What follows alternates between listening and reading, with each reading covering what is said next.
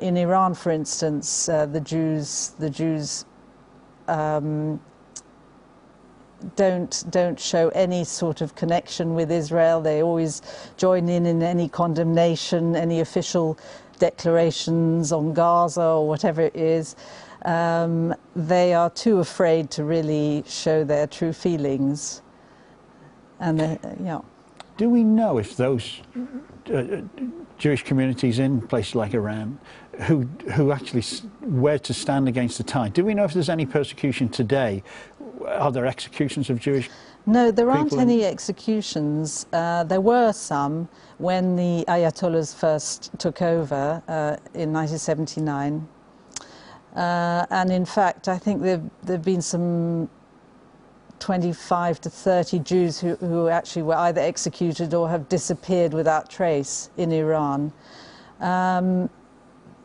The Baha'i community in Iran has actually been worse treated than the Jews. But there is always this fear, I think, that if they step out of line, if they say something unacceptable, they could be arrested.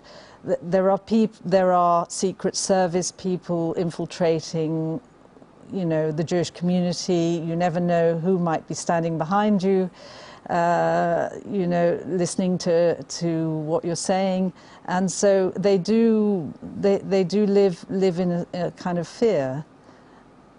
You've mentioned a couple of times now that there are other communities in Arab lands who also face difficulties and persecution. And before the programme you mentioned about Christians and other groups. Can you tell me a little bit about that and how you see the connection between Arab refugees and Christian communities in Arab lands? Well, I think the Jews are very much part of a sort of very varied fabric of different communities in the Middle East. It's not often appreciated that the so-called Arab world is not Arab and Muslim by any means exclusively, but it contains not just Jews, but Assyrian Christians. We've got Maronites, you've got Copts, you've got sort of very exotic and rare religions like the Mandeans. I don't know if you've heard of them. No, I haven't. No, and the Yazidis, who again go back 2,000 years. And these communities are indigenous to the Middle East. They were there well before the Arabs and the Muslims. And what they have in common, the Jews and the Christians, the Mandeans, etc., is that they've all been oppressed in some way. The Jews really were the first community to be ethnically cleansed, I think one should call it. The Christians, unfortunately, are on the way. Assyrian Christians, there used to be about 1.5 million in Iraq. There are now probably half that number. 40% of all refugees from Iraq have been Christian. They are suffering terribly from radical Islam in Iraq. And it is a shame that you know, these ancient communities are really on the way out. Right.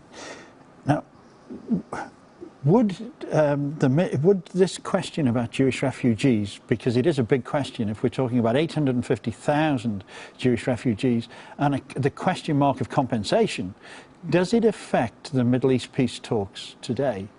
Well, I think it should do, because any peace talks that don't take account of Jewish refugees would not be based on truth. If you only take account of Palestinian refugee rights and you ignore Jewish refugee rights, that just wouldn't be fair.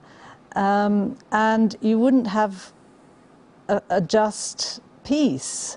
Therefore, you know, it's absolutely essential that all the true facts are known and that people realize there is this other set of refugees, not just Palestinians.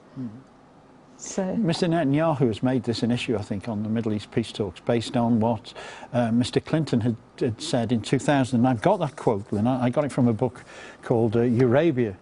And I'll read what Mr. Clinton said. I know we've mentioned what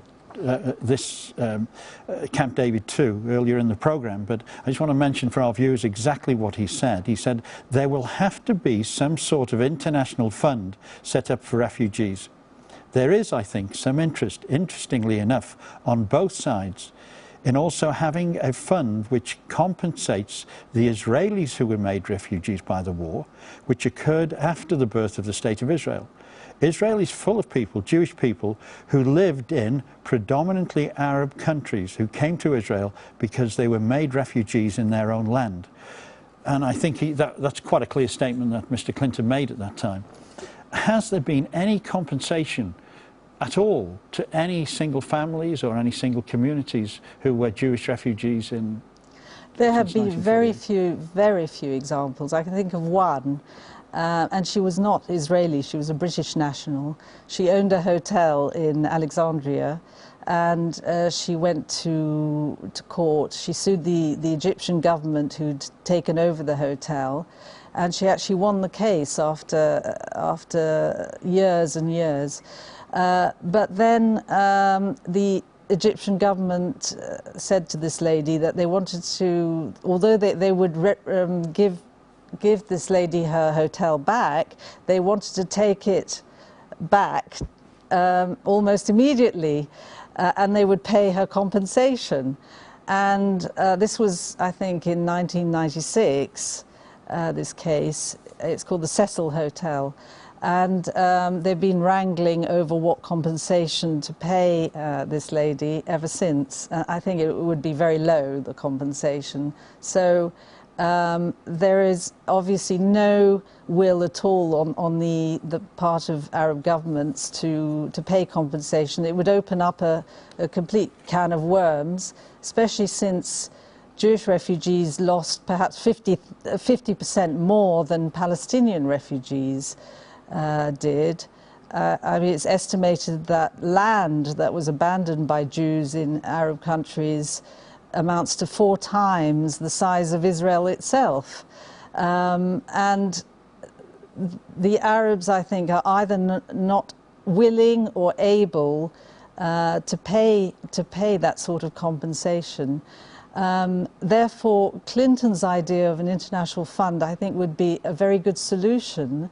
Palestinian refugees would be able to benefit, and so would Jews now living, and not just Jewish refugees living in Israel, because of course not all of them went to Israel. About 300,000 Jews went to Europe and the Americas and Australia. So it would be great if those Jews could also benefit from the compensation fund. But I certainly think it's the way forward. Mm. I was quite surprised when you told me earlier, before the programme, that 300,000 had left for Europe and Australia. How did they travel, and how were they accepted by the countries that took them in? Well, I think some of them did have connections. They did have family, and some of them already had foreign passports. For instance, in Egypt, there were Jews who had British passports, there were Jews who had French passports, and also Italian passports. So they found it relatively easy to go and live in Europe. The Algerian Jews, for instance, were all French nationals, so they went to France. Most of them did. Some did go to Israel, but Israel took in those who were stateless. And those who had nowhere else to go. Yeah, as I say, I think it was mostly those who had connections, who had family, or already had foreign citizenship, who went to Europe and so presumably elsewhere. They would have been cared for by their families, by their friends, by sponsors, I guess, in some cases. I think it was very hard for them. I came across one story of an Algerian family who ended up in some slum in Paris. There's sort of 5 of them in one room, and again, it was a question of rebuilding from scratch. And these people got on with their lives.